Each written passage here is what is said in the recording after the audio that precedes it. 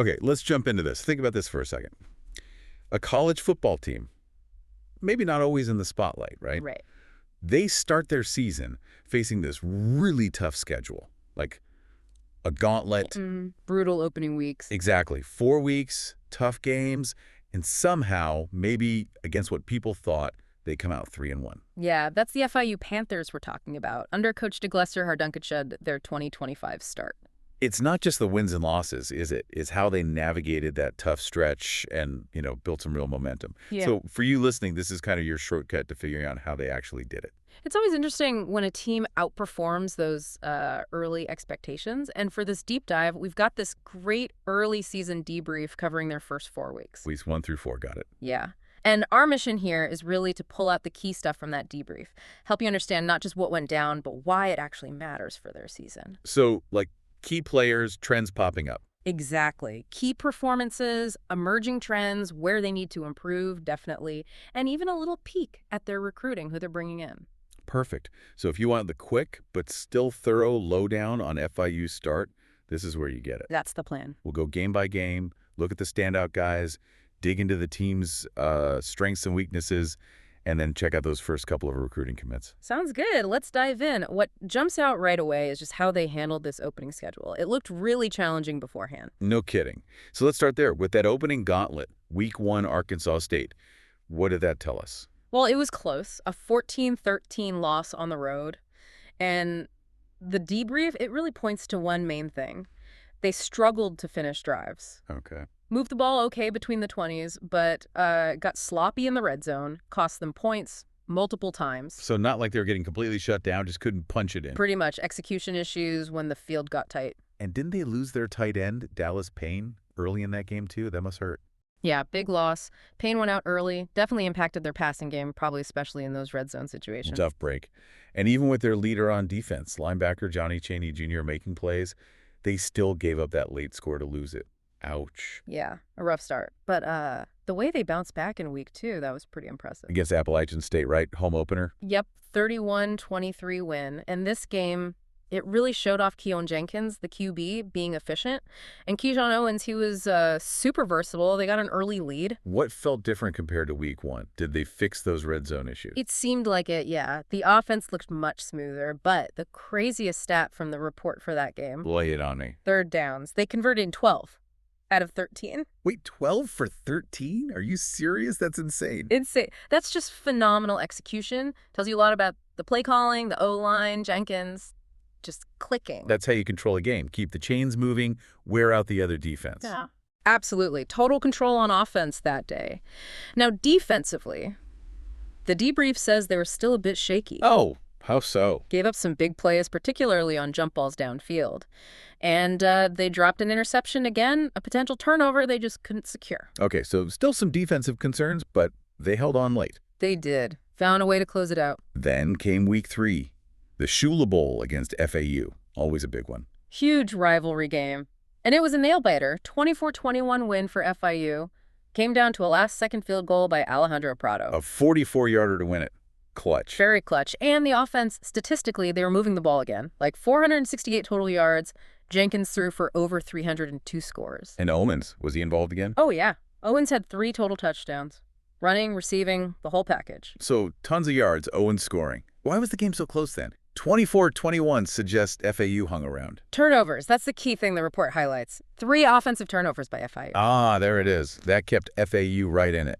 Absolutely. Gave them short fields, extra possessions, and defensively for FIU, guess what? Let me guess. Another dropped interception. Bingo! Another missed opportunity to really seize control of the game. So you see the pattern. Flashes of offensive firepower, but mistakes keeping opponents closer than they should be. Right. Kind of feels like they were beating themselves a bit in those close games. You could definitely say that, which makes week 4 so interesting. Against Delaware, their CUSA opener, and the score, 38-0. Yep, total dominance. The debrief calls it their most complete performance by far. Okay, what clicked? Why was this game so different? We'll start with Jenkins. He was just on another level. What were his numbers? Get this, 22 of 24 passing for 300 yards, 3 touchdowns. Plus, he ran for 70 yards and 2 more scores on the ground. Wow, near perfect. Yeah. And crucially, no turnovers from him. 0 turnovers. Clean, decisive, efficient, just humming. And Owens, still contributing. Yep, 90 rushing yards, and he caught 2 of Jenkins' touchdown passes. Nice. And anyone else step up offensively? Alex Perry, the wide receiver, he had a big day. 8 catches, 110 yards, and a touchdown. Looked like Jenkins' go-to depth threat. Okay, offense sounds lights out. But 38 Nero.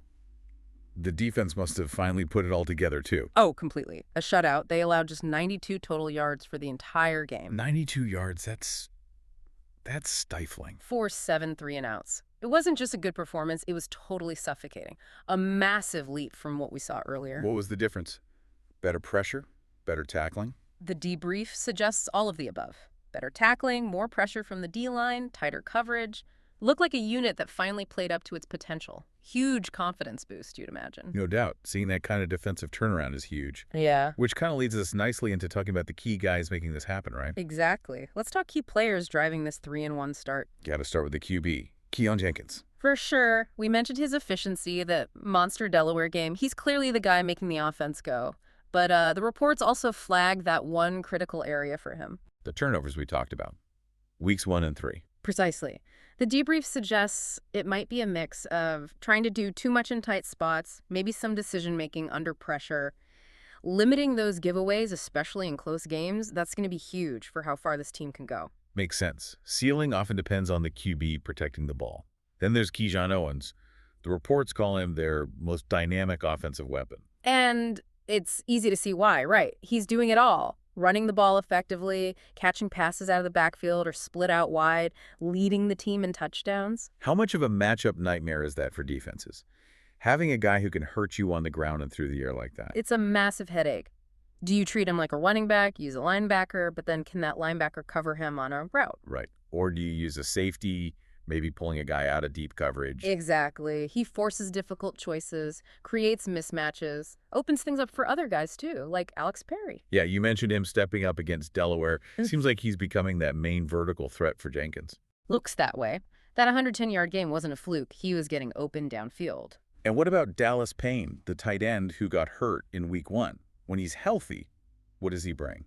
Payne is that reliable target, especially over the middle, third downs, red zone, a real safety valve for Jenkins. His absence probably forced Perry to step up sooner, which is good depth-wise, but getting Payne back adds another layer to their attack. Gotcha. Okay, shifting to defense. Johnny Chaney Jr., the linebacker, sounds like the veteran presence in the middle. Absolutely. The report highlights him as the leader, the consistent tackler. He's the anchor. What does that mean on the field, being the anchor? Is he making the calls, setting the front? Yeah, likely involved in setting the defense, making sure guys are lined up right. But mostly it's his consistent production, always being around the ball. He's that steadying influence. The guys you can rely on snap after snap. Exactly. He's the rock in the middle of that D. Okay, so we've seen the games, the key players. Let's zoom out a bit. Team dynamics. What are the big strengths that jump out from this 4-game stretch? Well, you have to start with that third down efficiency we saw against App State. That 12 for 13 wasn't just a one-off, maybe. It shows they can sustain drives incredibly well. That points to good coaching, good execution under pressure. What else? The balanced offense. When they're not turning it over, they can beat you running or passing. That makes them really hard to prepare for. Because you can't just sell out to stop one thing. Right. You have to respect both. And Owen's versatility is a huge part of that balance, creating those matchup issues we discussed. And you mentioned the O-line earlier, not giving up many sacks. Yeah, pass protection seems to be a definite strength. Jenkins has generally had time to throw. That's a solid foundation. Okay, so good balance, good on third down when clicking, versatile weapon, solid protection.